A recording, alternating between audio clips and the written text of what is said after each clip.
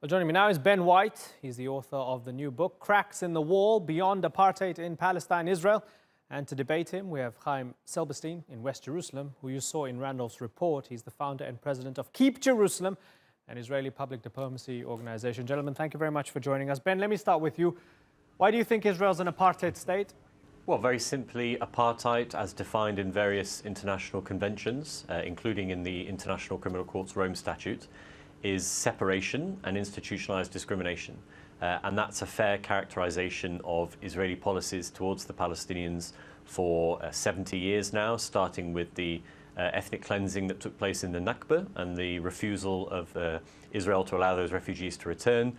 It includes the systematic discrimination faced by Palestinian citizens of Israel, who are discriminated against in numerous ways: land, housing, cultural expression, political expression, and so forth.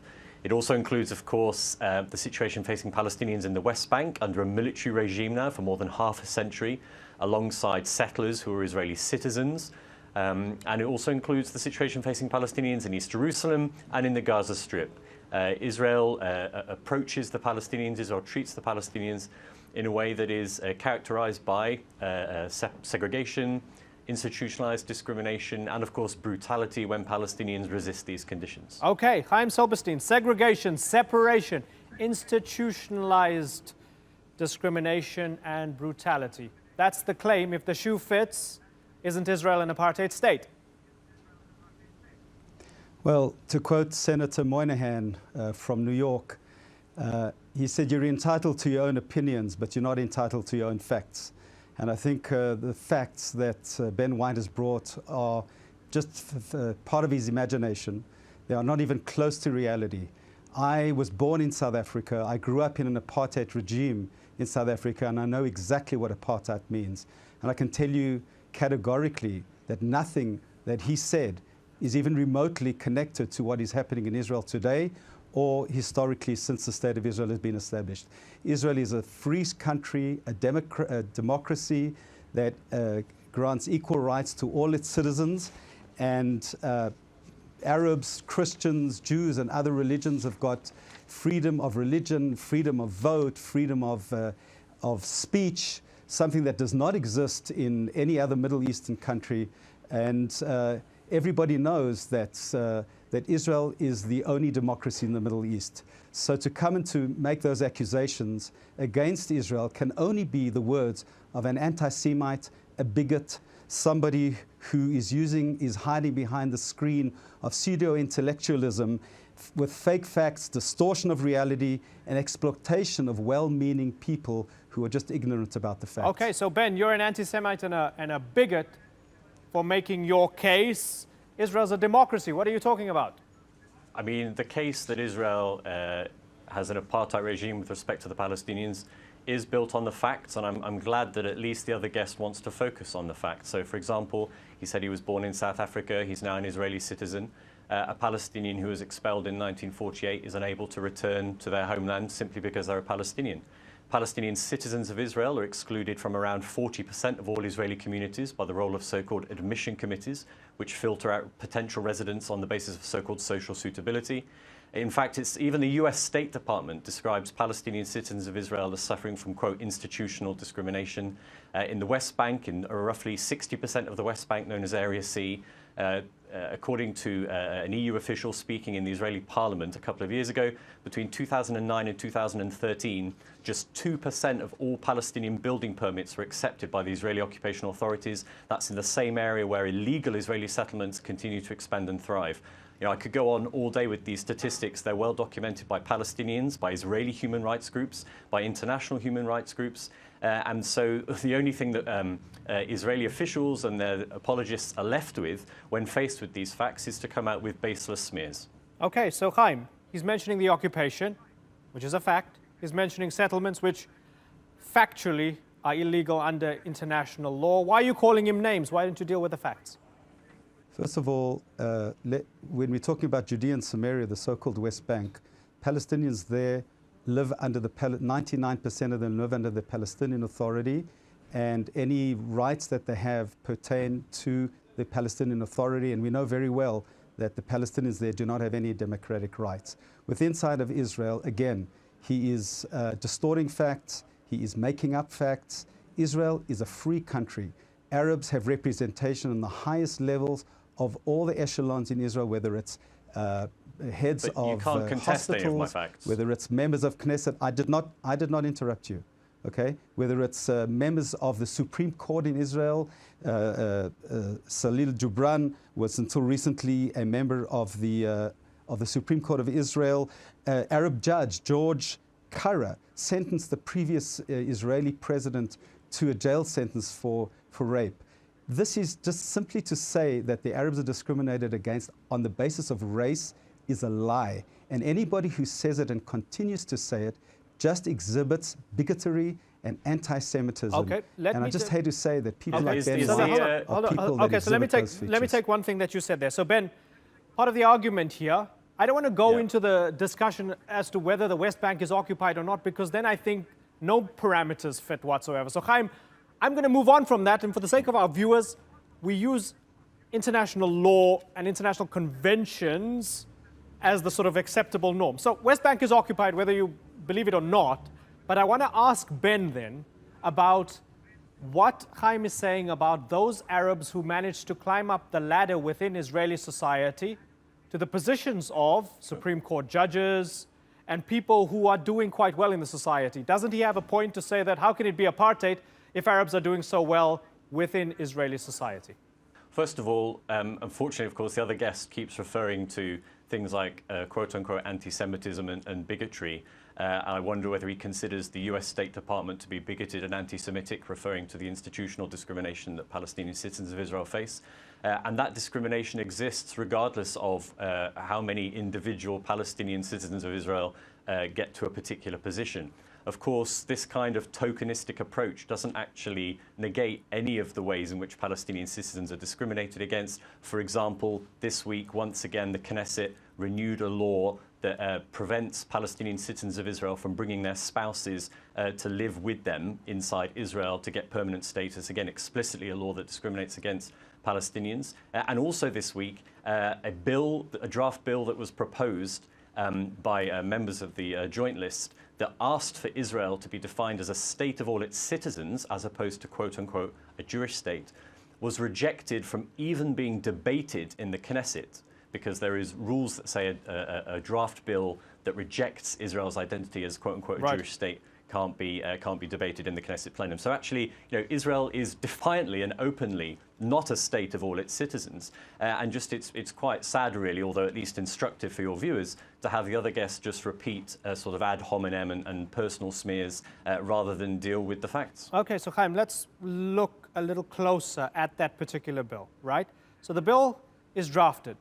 They want it to be defined as Israel to be defined as a state for all of its citizens. They wanted that on the Knesset's agenda. They wanted to anchor in constitutional law the principle of equal citizenship while recognizing the existence and rights of the two Jewish and Arab national groups living within the country. It called for the separation of religion and state while guaranteeing the freedom of worship for all, right? So this is tabled and it's shot down. Doesn't sound much like the democracy you were talking about, Chaim. It absolutely is. The State of Israel was created as a Jewish and democratic state. And what the Joint List was trying to do was to knock down the definition of the State of Israel as a Jewish state. That we disagree with. I'm sorry. We have a right to have a Jewish state, just like the United States has got on its currency in God we trust, and there are tens of countries around the world that are defined as Christian states. Israel is a Jewish and democratic hold on state. for a second. Excuse me, let me just finish my sentence. Okay, but in God we trust is a slogan. Is a slogan. We're talking about actual policy vis-a-vis laws on the books. I'm saying, well, if you let me finish the sentence, being Jewish and democratic is critical to our definition. And by being democratic, we give equal rights to all our citizens. Every Arab has a redress in the courts, Israeli courts, and often and continuously win in Israeli courts against whether it's so-called discrimination, perceived discrimination, or any other issue that they have. The fact that you have the joint list in the Israeli Knesset who are very against the state of Israel, who support Hamas, many of them, and they have got a freedom of speech. They can get up at the Knesset and say what they want, and they are not quietened or silenced. The Arabs in Israel prefer to live in Israel than anywhere else in the world. A survey done from Harvard University showed that 77% of the Arabs living in Israel prefer to live in Israel than any other country in the world. If there was such discrimination and such a hatred of Arabs, then why would they prefer to live in Israel? Okay, but Chaim, you would accept the reason why... You would accept that it sounds a bit contradictory to call them Hamas supporters when they're calling for the separation of church and state and guaranteeing freedom of worship for all. Can't be supporters of fanatics, can they? Actually, I do believe they are. And what they are doing, and that is in fact what I think Ben White and his cohorts are doing, is to try and dismantle the state of Israel, and certainly the Jewish part of the state of Israel, by using democratic and other vehicles, because these people, it's not the policies of the state of Israel that they object to, it's the very existence of the state of Israel that they object to. And that is the definition of the BDS movement, which Ben White agrees with and supports. And people like him are trying to use these ways to try and destroy Israel. Okay. You know what? Israel is a strong and democratic state, and people like him are not going to succeed. So, Ben, you want to destroy Israel by using democratic means. That's what you want to do. Yeah, I mean, one of the ironies here is that the other guests' comments echo the same arguments made by the apologists for the apartheid South African regime. I mean, it's almost carbon copies sometimes, the idea that, quote-unquote, black South Africans have got a better situation than any other African country. I mean, it's the same sort of rhetoric.